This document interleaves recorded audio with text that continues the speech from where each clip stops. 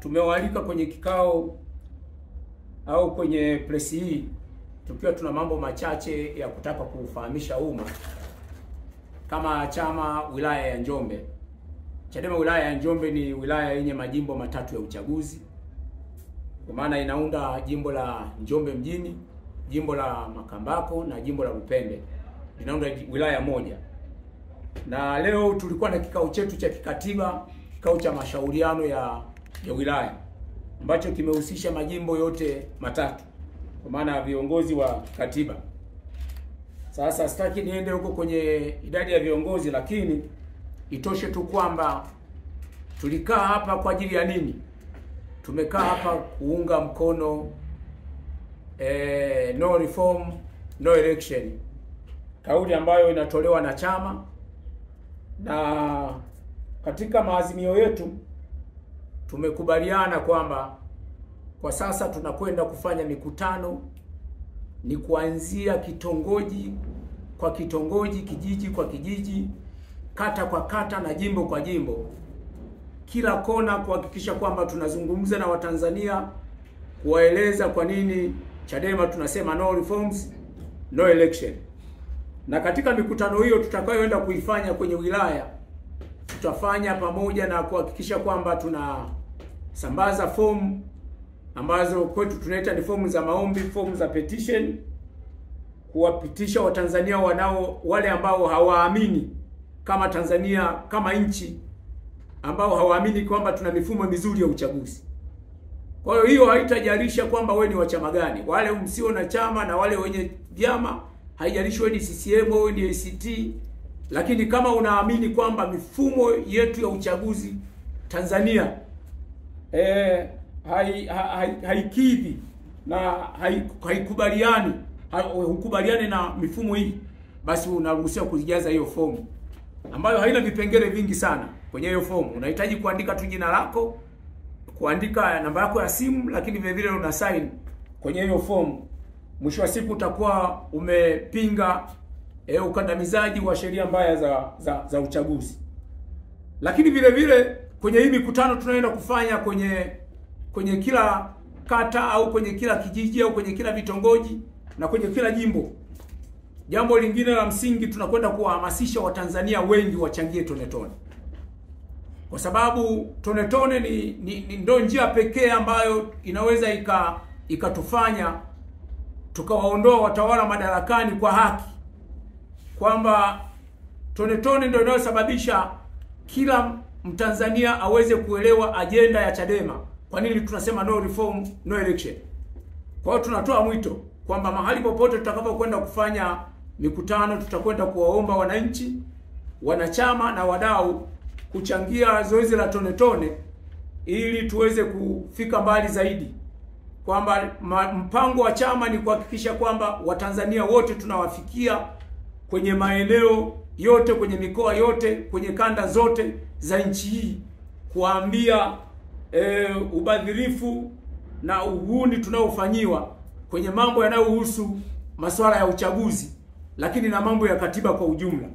Kwa hiyo tone tone ni jambo ambalo tutakalo kwenda kulisimamia kwa nguvu zote, kwa sababu tukipata fedha za tone tone ndio hizo zinaweza zikasababisha kila mahali tukafika. Kwa hiyo nitoe mwito na nitoe rai kwa Watanzania wote mtakaoweza kutusikiliza. Tunaomba mtunge mkono Chadema kuhakikisha kwamba mnafanya chochote, hata kwa mwezi tuchangie hata shilingi 1000. Yaani pambana kadri unavyoweza, hata shilingi 1500 yako changia, lakini wale ambao mnaweza kuchangia zaidi, mnaweza mkachangia kila siku, mnaweza kachangia kila wiki, lakini kuhakikisha kwamba kila Mtanzania uhakikishe katika kila mwezi unachangia tone tone shilingi 1000 ili no reforms no election tufike mbali zaidi.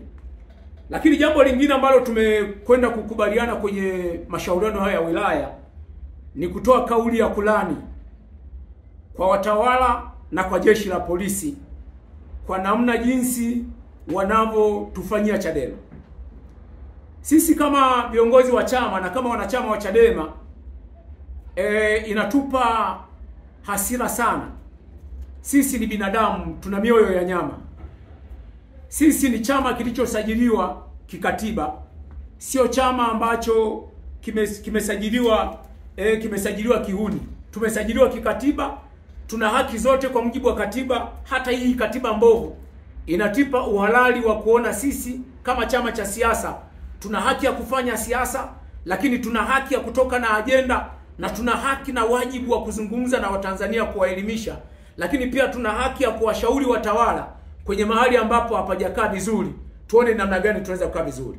Sasa ni kitu cha ajabu, Chadema sisi kama chama tunazungumza kuhusiana na kwamba tuna mifumo mibovu ya kiuchaguzi na tuna katiba ambayo haitoi uhuru na fursa kwa wote, kwa Watanzania. Leo tunapewa kesi za uhaini. Mwenyekiti wetu wa chama amewekwa ndani kwa makosa ambayo kila mmoja anashangaa. Yaani anayejua siasa anashangaa, wana CCM wenyewe wanashangaa, hata sisi wana Chadema tunashangaa, hata viongozi wa dini wanashangaa, hata mabalozi wanashangaa kwamba hii kesi ya uhaini imetoka wapi? Hivi muhaini ni mtu wa aina gani? Lakini hiyo haitoshi, wao wametengeneza hiyo kesi. Wanakwenda kutuzuia tusiende mahakamani kwenda kusikiliza kesi ya mtu ambaye wao wanamuita ni muhaini. Hii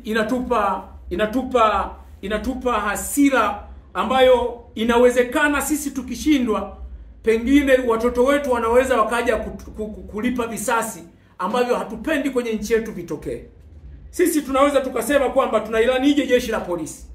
Unawezaje kwenda mahakamani ukawakamata watu mahakamani, watu ambao hawana kiwembe, hawana panga, wala hawana kisu, wala hawana silaha yoyote, ila wana haki ya kwenda kusikiliza kesi, kwa sababu mahakamani hata majambazi walioiba na kuua, hata watu ambao wamefanya makosa makubwa, wana haki ya ndugu jamaa na marafiki zao na jamaa zao kwenda kusikiliza kesi zao. Lakini wao wanakwenda kutuzuia sisi kama chama tusiende kusikiliza kesi ya mwenyekiti wetu wa chama taifa, Mheshimiwa Tundu Antipas Mughay Lissu. Mbaya zaidi, hawa jeshi la polisi wametoa vipigo kwa wanachama wetu wa chama na kwenda kuwatupa mapolini. Kitu cha kusikitisha, unamchukua mtu mahakamani, unakwenda kumpiga, unakwenda kumtupa mapolini, halafu kamanda wa polisi anatoka hadharani, anakuja kutamka bila hata aibu. Anasema kwamba wale watu waliopigwa, waliotupwa huko mapolini, waseme walipigwa na nani. Hivi kweli tuna jeshi ambalo mpaka leo Mtanzania anaweza kafanyia kitu chochote halafu hao wasijue? Haya, kama nyie sio nyie mliowapiga hao wanachama kuwapeleka huko mapolini, haya tokeni mtuambie kwa uchunguzi wenu ni akina nani waliowapiga wanachama wa Chadema, waliowateka mahakamani na kwenda kuwapiga huko polini. Basi angekuwa muungwana hata kidogo kamanda wa polisi Muliro, angeweza kusema kwamba wamefanya uchunguzi, wamewapata watu ambao wamehusika kuwakamata na kuwateka viongozi wa Chadema na kwenda kuwatupa mapolini na kuwapa vipigo na kuwavunja migongo, wengine kuwavunja miguu. Lakini yeye anatoka anasema polisi haijahusika na wala haijahusika na unyama huu na ukatili huu. Sisi tunataka tumwambie wilaya ya Njombe Muliro kwamba wewe ni binadamu uliyezaliwa na mwanamke. Siku zako ni chache sana za kuishi hapa duniani. Kama unamuogopa Mungu, mrudie Mungu wako. Na tunasikitika kuona jeshi la polisi mnachagua upande. Yaani mmechagua upande wa watawala, lakini mmeutoka kwenye eneo lenu la kusimamia haki za wananchi. Nyewe jeshi la polisi ni kulinda na kutetea maslahi ya Watanzania. Leo nyewe mmegeuka, mmeamua kuchagua upande, kuwaona Watanzania ni wanyama, Wanachadema ni wanyama, alafu mnatoka hadharani mnatupa vipigo vya aina hiyo. Watoto wetu wanaona, kila mtu anaona, alafu mnatoka hadharani bila hata aibu. Mnasema kwamba watu walioenda kuwapiga huko Chadema, hao waliopigwa waseme ni akina nani, wakati ni nyinyi jeshi la polisi. Picha zinaonyesha na watu tulikuwa tukiona. Haya, kama sio nyinyi, kwa nini mnajazana mahakamani kuzuia tusiende kusikiliza kesi ya mwenyekiti? Kwa nini? Mimi na Chadema Njombe tunauliza, kwa nini kama sio nyinyi mnaohusika kutupa vipigo, kama sio nyinyi mnaenda kututeka na kwenda kututupa, kutupiga na kututupa huko mapolini, ni nani wanaokuja mnakuja mahakamani kutuzuia tusishiriki kesi ya mwenyekiti? Nyinyi mnakuja kama nani? Na kama nyinyi mnakuja kwa ajili ya kulinda amani, mbona mabalozi hamwapi vipigo? Mnawaacha wanaingia, ila Chadema ndio mnatupa vipigo. Tunaomba na tunalitaka jeshi la polisi likome na liache. Hii sio tabia njema, kwa sababu nyinyi jeshi la polisi, nyinyi ni kaka zetu, nyinyi ni dada zetu, nyinyi wengine ni wadogo zetu, wengine ni baba zetu, wengine ni mama zetu, wengine ni majirani zetu. Tunaishi pamoja na nyie, tunapanda bajaji pamoja, tunapanda bodaboda pamoja. Majukumu mengi ambayo tunayafanya huko mtaani ya kijamii tunashirikiana na sisi. Msituone sisi kama ni wanyama, na msitupeleke tukawe na roho za kikatili. Tunatamani kuona kwamba nchi yetu ni nchi ya amani. Tunahitaji kuishi kwa amani na tunahitaji kuheshimiana. Kwa hiyo acheni tabia hiyo, na tunataka kwamba tuwe na mifumo mizuri ambayo itatufanya tukiwa na uchaguzi. Kwa mfano leo nyewe polisi mnatupiga sisi. Swali tu la kujiuliza, Chadema tunadai katiba, tunadai mifumo huru ya uchaguzi. Hawa CCM mnao walinda hawa ndio wanaosimama majukwani kila siku wanasema kwamba wana wanachama wengi kuliko chama chochote Tanzania. Kwa nini wanaogopa katiba? Kwa nini wanaogopa mifumo, uboreshwaji wa mifumo mizuri ya uchaguzi? Wanaogopa kwa sababu wanaelewa kwamba Watanzania hawakubali. Na jeshi la polisi msiingilie huu mchezo. Muache mchezo tucheze na CCM kadri linavyowezekana, lakini sisi tunasema, na moja ya maazimio ambayo tumekubaliana kwenye no reforms no election, tunamaanisha wala hatutanii. Mwaka huu hakuna uchaguzi. Hakuna uchaguzi, na tutazuia uchaguzi. Nguvu tunayo, uwezo tunao, na akili tunayo. Kikubwa tu tunachoweza kusema tu kwamba tunatoa mwito kwa jeshi la polisi na vyombo vingine, sasa ni jeshi la magereza, acheni mara moja kuweka masharti ya kuto kumuona mwenyekiti. Mwenyekiti hajaua, mwenyekiti sio muhaini, mwenyekiti ana haki ya kupata haki zote kama maabusu walioko kwenye magereza yenu. Lakini pia kama mnaamini kwamba ni muhaini, acheni kuogopa kuendelea kuhakikisha mnashirikiana na watawala kwamba eti kesi zisikilizwe kwa njia ya mtandao. Mimi nikutake tu hata jaji mkuu naweza nikasema jaji mkuu wa Tanzania. Unapaswa kuangalia na kujitathmini. Kwa nini unanyamaza haya mambo yakiendelea? Watu wanapigwa, wanavunjwa miguu kwenye mahakama zako. Watu wanazuiwa kuletwa kwenye mahakama zako. Na kwa nini umenyamaza? Hakuna waraka yote ambao unayotoa kama mahakama kuzuia mambo haya yasiendelee, au kutoa mwito kwa watawala waache tabia hizo. Kwa nini mahakama amenyamaza? Tunaomba mahakama ya Tanzania, kwa maana inasimamiwa na jaji mkuu, ujitazame nafasi yako na uone kama unawatendea haki wa Tanzania kama muhimili wa mahakama unaojitegemea. Na baada ya kusema haya, niweze kusema tu, nitoe mwito kwa wanachadema wote Tanzania. Tusiwe wanyonge. Wanachadema tusiwe wanyonge. Wanachadema tuungane. Wanachadema tusimamie ajenda yetu. Na hii ajenda, msione CCM wanatoa sana mlio. Ni ajenda ambayo imewashika kwenye mahali ambapo miaka mingi wametudanganya kwamba wao wanaleta maendeleo. Wao wana wanachama wengi. Wao wanakubalika na Watanzania wakati hawakubaliki. Na mimi nataka niwape challenge CCM. Kama nyewe mnakubalika, kwa nini mnakataa reforms? Kwa nini mnakataa katiba? Kama mko tayari, twendeni, na sisi tumesema tunawaachieni muongoze hata miaka 7 nchi. Lakini tunachohitaji tupate reforms nzuri na tupate katiba nzuri. Mwisho wa siku twende kwenye uchaguzi. Wananchi wakaamue, akachaguliwe mtu ambaye wananchi wanamtaka, na sio tu kuchaguliwa. Kura zihesabiwe na atangazwe aliyeshinda kwa haki, kama tulivyofanya uchaguzi wa Chadema. People, mkoa wa Njombe sisi tuko salama. Wana Njombe wote kwa kauli moja, na ndio maana unakuta majimbo yote matatu yako hapa, na wote tunaunga no reform no election. Kwa hiyo hatuna kundi wala kikundi au cha jamii ya watu fulani ambao wanapingana na kauli ya chama. Ndio maana tumeamua kutoka kwenda kwenye mikutano ya hadhara, kwa sababu mikutano ya hadhara sisi tutatumia kila rasilimali ya nchi hii. Tutaweza kufanya mikutano ya hadhara, tutaweza kuongea na vyombo vya habari, tutaweza kuzungumza mtu kwa mtu, tukikutana kwenye jumuiya, tukikutana kwenye kwaya, tukikutana misikitini, tukikutana kanisani, tutawaelimisha Watanzania mpaka waelewe. Na ndio maana mpaka sasa tutoke na kauli mbiu ya no reform no election, nenda kijiji chochote, kitongoji chochote, Watanzania wanaelewa. Kwa hiyo kazi yetu sisi ni kuendelea kuwaongezea nyama na kuendelea kuwapa ujasiri wa Tanzania waelewe kwamba haya tunayoyadai Chadema ni madai si kwa maslahi ya wanachadema, ni maslahi ya Watanzania. Of course tumeathirika kwa asilimia kubwa, kwa sababu kama mwenyekiti wa chama anakaa ndani, tafsiri yake ni kwamba mipango mingi ya chama ambayo imepangwa, yeye ndio mtekelezaji, akishirikiana pamoja na viongozi wenzake.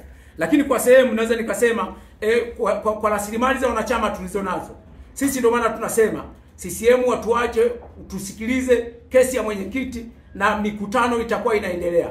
Mwenyekiti yuko ndani, lakini bado mikutano inaendelea. Katibu mkuu ametoa ratiba ya kuona kwamba ni kanda zipi zitaenda kuendelea na huu mchakato wa no reforms no election.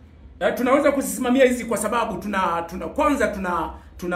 tuna rasilimali watu, kwa sababu ni chama ambacho kina wanachama wengi, na naweza nikasema katika nchi hii chama ambacho kinaongoza kwa kuwa na wanachama wengi ni Chadema. Na ndio maana utakuta chama kama CCM wanaosema wana wanachama wengi wanaogopa kuwa na reforms.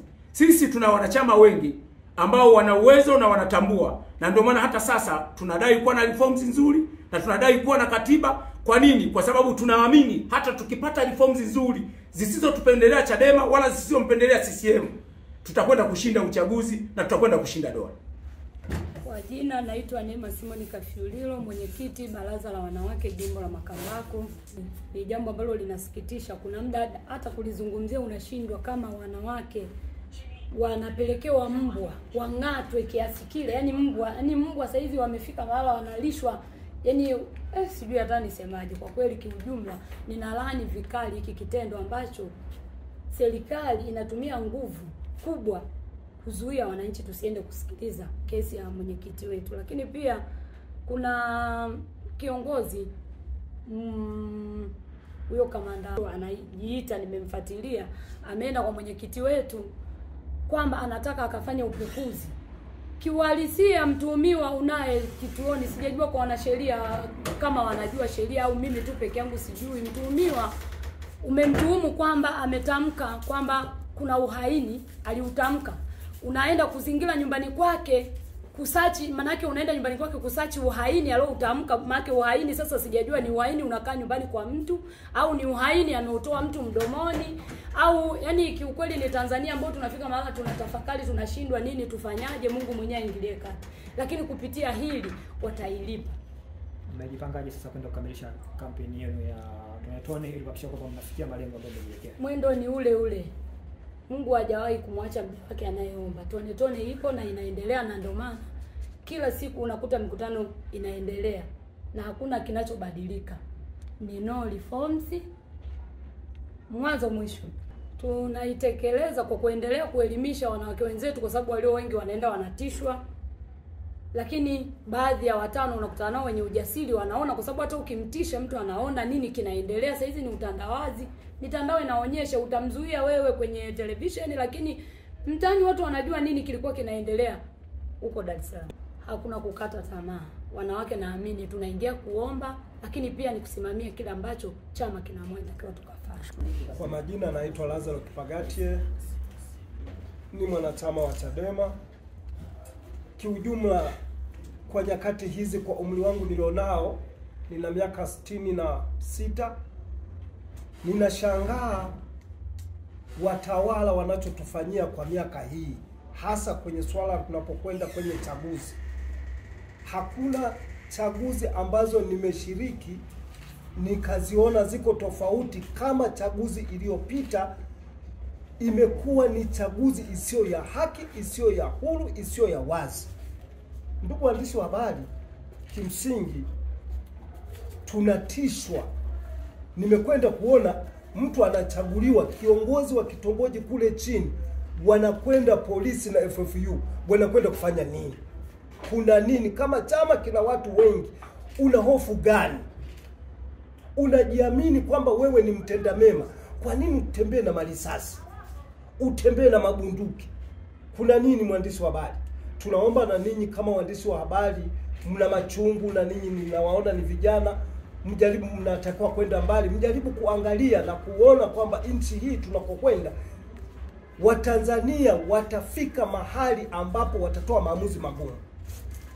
Na ikumbuka kauli ya Mwalimu Nyerere, alisema watu wasipopata haki ndani ya Chama cha Mapinduzi watatafuta nje ya Chama cha Mapinduzi. Ni wakati sahihi, ndugu mwandishi wa habari, ni wakati sahihi kabisa, na mimi naunga mkono kwa nguvu zangu zote hii kauli mbiu ya Tonetone, na kwamba tunataka tume huru na katiba mpya.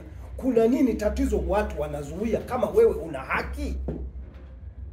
Kwa jina naitwa Reginald Joseph Danda, ni mwenyekiti wa jimbo la Njombe mjini. Leo tulikuwa na kikao chetu cha baraza la mashauriano wilaya. Tumeafikiana mambo kadha wa kadhaa. Moja ni kauli mbiu ambayo ipo sasa inaendelea ya no reforms no election, kwamba tunaweka nguvu kuhakikisha tunakwenda tunawafikia watu wengi kadri inavyowezekana na kupitisha petition ili watu wengi waweze kusaini kuunga mkono swala hili. Na tumeshauriana, tunalani pia mambo mbalimbali ya serikali yanayokwenda. Moja ni masuala ya mfumo mzima wa uchaguzi. Pili ni swala la namna polisi wanavyofanya kazi. Mfumo wa polisi wanaofanya kazi sasa unaondoa utu wa binadamu, unaondoa haki kabisa ya mtu. Mtu mbele ya hadhara anadhalilishwa, wengine wanachanwa nguo, wanavuliwa nguo zao, wanapelekewa mbwa anamng'ata mtu mbele ya hadhara.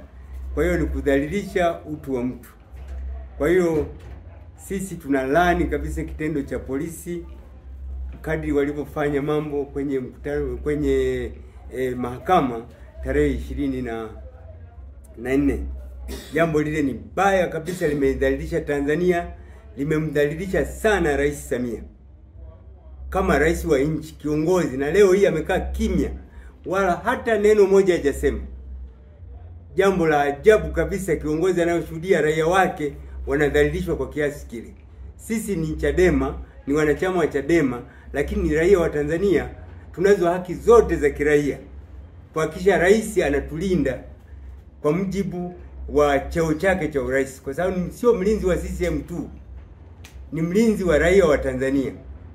Kwa hiyo sisi tunalani vikali kitendo hicho. Naomba rais aliangalie hilo.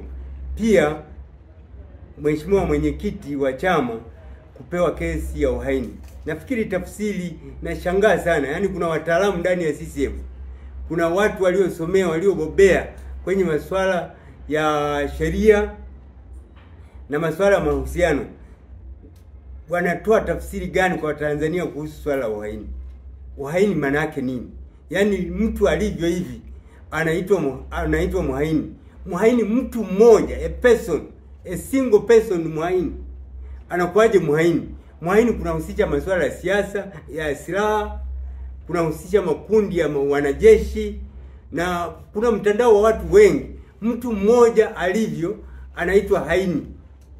Tunaomba swala hilo kwa rais linamdhalilisha.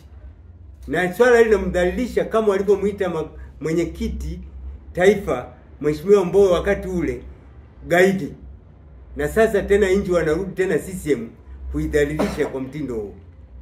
Naomba swala hili liangaliwe ili tuweke Tanzania irudi kwenye sifa zake zile za zamani. Kama nchi ambayo kusini mwa Afrika ilikuwa na heshima kubwa, kati ilikuwa na heshima kubwa, na kwa bara la Afrika lina heshima kubwa, na kwa dunia. Ndio maana tupata watu wengi sana kwenye Umoja wa Mataifa na nini, ikiwa na sifa kubwa sana. Tuirudishe Tanzania ikae mahali pake.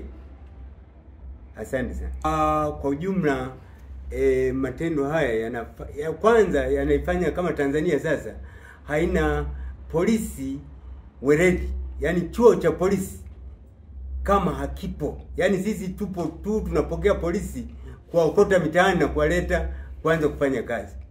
Vinginevyo kama kuna chuo cha polisi, manake kuna mambo ya ajabu, wameacha masuala ambayo wamefundishwa, wanafanya mambo mengine nje ya yale. Manake maadili ndani ya jeshi la polisi hayapo. Ya, jambo la kwanza mimi nawashukuru. Katibu, mimi nitakusemea tu, wewe unawasiliana na hao watu kila siku. Mimi niwashukuru baraza la uongozi